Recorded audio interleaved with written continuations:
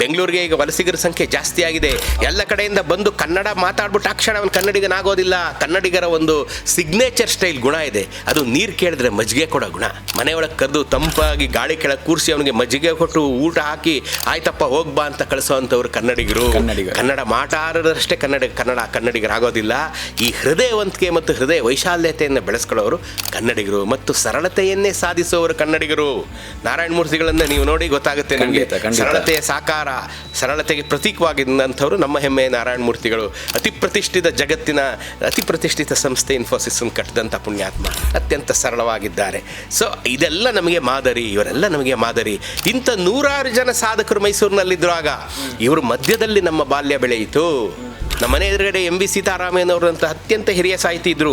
3 ಬೀದಿ ಆ ಕಡೆ ಹುಣಸೂರು ಕೃಷ್ಣಮೂರ್ತಿಗಳಿದ್ರು, 4 ಬೀದಿ ಆ ಕಡೆ ಚೇತನ್ ರಾಮರಾಯರಿದ್ದರು.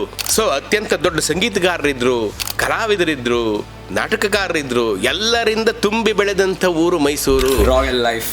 ನಿಸ್ಸಂದೇಹವಾಗಿ 60ರ ದಶಕ, ಮೈಸೂರಿನಲ್ಲಿ 60-70ರ ದಶಕ ನಿಸ್ಸಂದೇಹವಾಗಿ ಸುವರ್ಣ ಕಾಲಘಟ್ಟ.